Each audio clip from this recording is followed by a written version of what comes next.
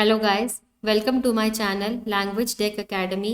सो आज के लेक्चर में मैं आपसे हुक लाइंस भी शेयर कर चुकी हूँ। How to paraphrase the statement वो भी शेयर कर चुकी हूँ। कैसे हमने अपने टैम्पलेट्स यूज़ करने हैं for all type of essays वो भी शेयर कर चुकी हूँ। तो आज मैं आपके सामने एक क्वेश्चन लिखूंगी which is related to agree और डिसएग्री की टाइप होगी वो। आज हम क्वेश्चन देखेंगे। सबसे पहले मैं आपको स्ट्रक्चर फिर से रिमाइंड करवा देती हूँ। आपने अपने आइल्स के ऐसे में क्या करना होता है। सबसे पहले आपने इंट्रोडक्शन लिखनी होती है। इंट्रोडक्शन में आपने 3 लाइन्स लिखनी है विच इज़ आपकी कौन सी लाइन होगी, हुक लाइन होगी अकॉर्डिंग टू द क्वेश्चन। उसके बाद आपने क्वेश्चन को रिफ्रेश कर देना है और लास्ट में आपने थीसिस स्टेटमेंट लिखनी है। थीसिस स्टेटमेंट आपको मैंने अपने पिछले लेक्चर्स में शेयर करी हुई हैं। उसके बाद आपने बॉडी पैराग्राफ 1 लिखना है, बॉडी पैराग्राफ 2 लिखना है एंड देन लास्ट में आपने कंक्लूजन लिखना है। अब आज जैसे कि मैं आपको बोल रही हूँ कि हमारी ऐसे की जो टाइप है दैट इज़ वो कौन सी है, एग्री और डिसएग्री की टाइप है। तो उसके लिए हमने जो टेम्पलेट बनाया है वो कौन सा था, वो मैं आपके साथ पहले भी ये चीज़ शेयर कर चुकी हूँ, आज भी मैं ये चीज़ शेयर कर रही हूँ। इस टेम्पलेट को अब हमने क्वेश्चन में कैसे यूज़ करना है वो आप आगे आने वाले क्वेश्चन में देखोगे। फर्स्ट सबसे पहले आपको ये मैं बता रही हूँ, यहाँ पे नॉन रेनोवेबल क्वेश्चन आपका क्या है, non renewable sources of energy are fast drying up. इसका मतलब है जो non renewable sources, non renewable name से ही पता चलता है जो रिन्यू नहीं हो सकते वो क्या हो रहे हैं, ख़त्म हो रहे हैं, हमारे एक्सटिंक्ट हो रहे हैं, एग्जॉस्ट हो रहे हैं, ख़त्म हो रहे हैं। देयरफॉर इसीलिए मैनी पीपल थिंक दैट, लोगों का सोचना है, government should make efforts to promote alternative sources of energy. लोगों का ये सोचना है कि गवर्नमेंट को क्या करना चाहिए, ऑल्टरनेटिव सोर्सेज ऑफ एनर्जी जो है वो प्रमोट करनी चाहिए। To what extent do you agree और डिसअग्री विद दीज पीपल। आप इस स्टेटमेंट से कितना अग्री करते हो और कितना डिसअग्री करते हो। फर्स्ट चीज़ सबसे पहले ये समझना बहुत ज़रूरी है कि डिफरेंस क्या है non renewable sources of energy में और रेनोवेबल सोर्सेज ऑफ एनर्जी में।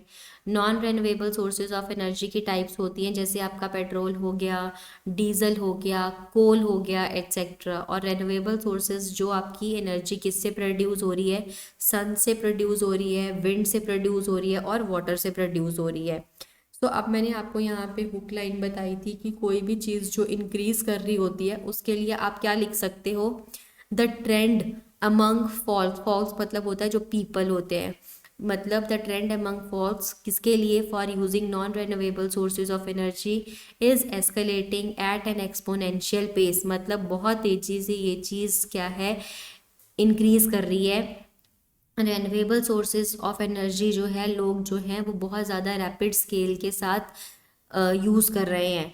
अदरवाइज अगर आपको कुछ और लाइन दिमाग में आती है तो आप लिख सकते हो। फॉर एग्जांपल जैसे मैंने लिखा है, no doubt there has been an unprecedented growth in the demand of non renewable sources over the past few decades and in order to fulfill the requirement it is often put forward that government को चाहिए need to. अब यहाँ पे मैंने क्या करा है, यहाँ पे मैंने इंट्रोडक्शन के साथ ही क्वेश्चन को रिफ्रेश कर दिया है। इंट्रोडक्शन में मैंने जस्ट यहाँ पे ये लिखा है कि there has been an unprecedented growth, मतलब इसका मतलब ये होता है कि बहुत तेज़ी से ग्रोथ आई है किस में, इन द डिमांड ऑफ नॉन। दोनों ही लाइंस का मीनिंग जो है वो सेम है लेकिन उसमें वेरिएशन है, उसका लिखने का तरीका अलग अलग है। So there has been an unprecedented growth in the demand of non renewable sources में आई है over the past few decades. इसलिए यहाँ पे मैंने लिखा है, जैसे उसने यहाँ पे आपको लिखा है देयरफॉर, तो मैंने यहाँ पे लिखा है in order to fulfil the requirement. इस किसकी ज़रूरत है, इट इज़ ऑफन, मतलब ये पुट फॉरवर्ड रखा जा रहा है कि गवर्नमेंट को नीड टू एक्सप्लोर, क्या एक्सप्लोर करे, ऑल्टरनेटिव सोर्सेज ऑफ एनर्जी। ठीक है, अगर आप ये लाइन लिखोगे तब भी ठीक है। इसके साथ फिर आप यहाँ पे सीधा ये जोड़ोगे, I completely agree with these people, यहाँ से ये लाइन आएगी। अगर आप फर्स्ट सेंटेंस ये वाला लिख रहे हो तो इसके साथ आप यहाँ से ये वाली लाइन यूज़ करोगे, therefore these sources of energy, अगर यहाँ पे लोग उसको बहुत जल्दी बहुत ज़्यादा यूज़ कर रहे हैं तो ये सोर्सेज ऑफ एनर्जी क्या हो जाएंगे, अल्टीमेटली गेट एग्जॉस्टेड, ख़त्म हो जाएंगे। ठीक है, तो इस स्टेटमेंट के साथ मैं क्या कर रही हूँ, आई कंप्लीटली अग्री विद दी, इसको कहते हैं थीसिस स्टेटमेंट। अब यहाँ पे आपकी इंट्रोडक्शन और रिफ्रेज हो गया। अब यहाँ पे हम क्या कह रहे हैं, आई completely agree with this people. क्यों लिखा है विद दिस पीपल, क्योंकि यहाँ पे उसने क्या लिखा है, many people, with this people who believe that, जिनका ये मानना है कि अथॉरिटीज़, अथॉरिटीज़ किसका सिनोनिम है, गवर्नमेंट का, अथॉरिटीज़ को क्या यूज़ करना चाहिए, renewable sources of energy use करने चाहिए। और तो यहाँ ये मेरी आउटलाइन सेंटेंस क्या आ जाएगा, दिस ऐसे will propound my accordance along with credible example. ये मैंने आपको एज इट इज टेम्पलेट में लाइन बताई हुई है। अब यहाँ पे मैंने बॉडी पैराग्राफ स्टार्ट करना है, तो बॉडी पैराग्राफ 1 में मैं क्या लिखूंगी कि मैं रीज़न दे रही हूँ कि क्यों non renewable sources of energy को इम्प्लीमेंट किया जाना चाहिए। ठीक है, फर्स्ट अब मेरे यहाँ पे क्या आएंगे, रीजंस, क्यों गवर्नमेंट को रेन्यूएबल सोर्सेज ऑफ एनर्जी लाने चाहिए, हम इसके फेवर में लिखेंगे, क्योंकि हमने कंप्लीटली स्टेटमेंट के साथ क्या किया है, जस्टिस किया है, अग्री किया है। तो हम यहाँ पे क्या दे रहे हैं, multifarious reasons are responsible for my outlook. मेरे जो दिमाग में बहुत ज़्यादा रीजंस हैं जो मैं यहाँ पे एक्सप्लेन करना चाहूँगी। अब फर्स्ट क्या है, अब सबसे पहले नॉन रेन्यूएबल सोर्सेज को अगर आप यूज़ करते हो तो उससे क्या होता है, पॉल्यूशन होता है। अगर आप renewable sources of energy use करोगे तो उससे क्या होगा, एनवायरमेंटल पॉल्यूशन को हम क्या कर सकते हैं, कंट्रोल कर सकते हैं। इसलिए हमारा रेन्यूएबल सोर्सेज ऑफ एनर्जी को लाने का मतलब क्या है, रेन्यूएबल सोर्सेज ऑफ एनर्जी को लाने का सबसे फर्स्ट आपका एडवांटेज क्या है कि इससे हम क्या कर सकते हैं, कंट्रोल एनवायरमेंटल पॉल्यूशन। तो सबसे पहला हमारा फर्स्ट एंड फॉरमोस्ट रीज़न क्या है कि इससे हम क्या कर सकते हैं, एनवायरमेंटल पॉल्यूशन कंट्रोल कर सकते हैं। अब इस स्टेटमेंट को हम क्लैरिफाई करेंगे, कैसे कंट्रोल करोगे आप पॉल्यूशन को, तो पॉल्यूशन को कंट्रोल करने के लिए आप क्या कह रहे हो यहाँ पे कि अगर सोलर एनर्जी क्या होती है, जो एनर्जी आपकी सन से प्रोड्यूस होती है, तो यहाँ पे मैं एक एग्जांपल ले रही हूँ कि सोलर एनर्जी को हार्वेस्ट किया जा सकता है कैसे, बाय इंस्टॉलिंग सोलर पैनल्स, जिसकी वजह से and there is no pollution generated by solar panels, इसकी वजह से कोई भी पॉल्यूशन जनरेट नहीं होता है। तो ये आपकी फर्स्ट एडवांटेज क्या आ जाएगी, रेन्यूएबल सोर्सेज ऑफ एनर्जी की। सेकेंड हम क्या लिखेंगे, one more rational to substantiate my crux is, मतलब ये मेरा एक और आइडिया है जो मेरे इस पॉइंट को जस्टिफाई करता है, इसका कहने का मतलब ये है। या फिर आप इसकी जगह पे और क्या लिख सकते हो, अनदर पर्टिनेंट इज, ऐसे भी लिख सकते हो। अब यहाँ पे क्या हो रहा है, हम बता रहे हैं कि पेट्रोल की जो एक्सट्रैक्शन है अर्थ से वो हर साल इंक्रीज हो रही है। वो क्यों इंक्रीज हो रही है, क्योंकि ग्लोबल डिमांड है, ग्लोबल डिमांड में राइज आ रहा है, जिसकी वजह से हमारी पेट्रोल जो है वो बहुत ज़्यादा यूज हो रहा है। लेकिन वो फॉर श्योर, इसका फॉर श्योर आने वाले टाइम पे क्या हो जाएगा, खत्म हो जाएगा, क्योंकि ये नेचुरल रिसोर्स है। Natural resource will not be available for ever, ये नहीं रहेगा आने वाले टाइम पे।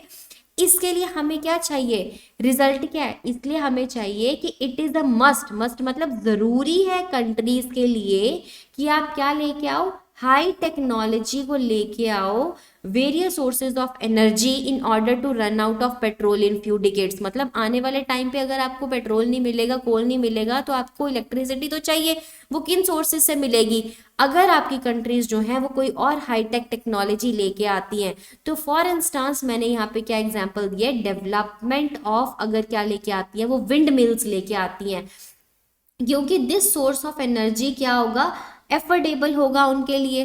अब यहाँ पे मेरे दो मैंने क्या करे हैं, रीजंस को कवर अप करा है। फर्स्ट मैंने ये रीजन दिया है आपको कि एनवायरमेंटल पॉल्यूशन को कम करने के सबसे बड़ा तरीका क्या है कि सोलर पैनल्स को आप लेके आ जाओ, उससे इलेक्ट्रिसिटी जनरेट हो सकती है।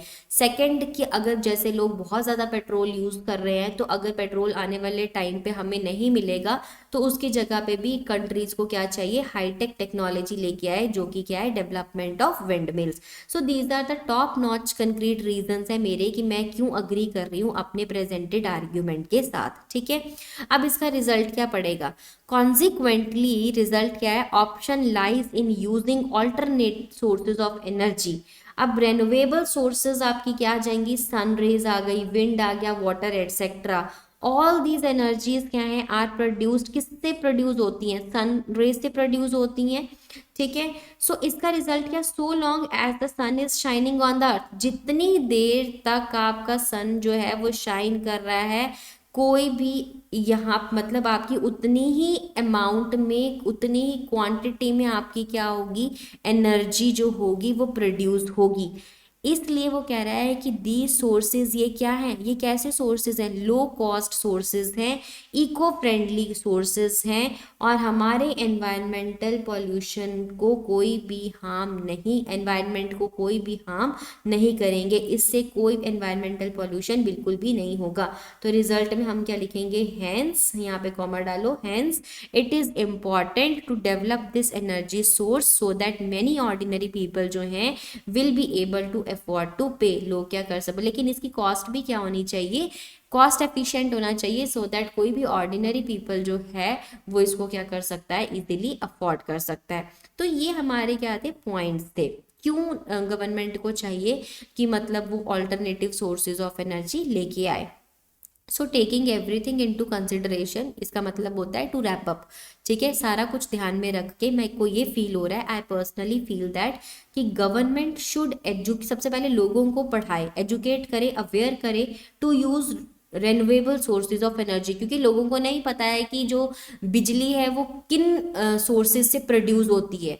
ठीक है, सो ऑल्सो मिनिस्ट्री को भी क्या चाहिए, उन लोगों को इंसेंटिव्स दे जो क्या कर रहे हैं, इको फ्रेंडली रिसोर्सेज को यूज कर रहे हैं, क्योंकि ये हमारे टाइम की क्या है, it is a crying need of N R, right. So इस तरह से ये क्वेश्चन की डिमांड थी जो एग्जामिनर आपसे पूछ रहा था, और आपने इसको ऐसे कवर अप करना है। अगर आपको मेरा आज की लेक्चर में सब कुछ समझ में आया, इवन देन कमेंट, अगर आपको कुछ नहीं समझ में आया तभी मुझे कमेंट बॉक्स में लिख के शेयर कीजिएगा अपने thoughts. Thanks for watching, do like share and subscribe my channel.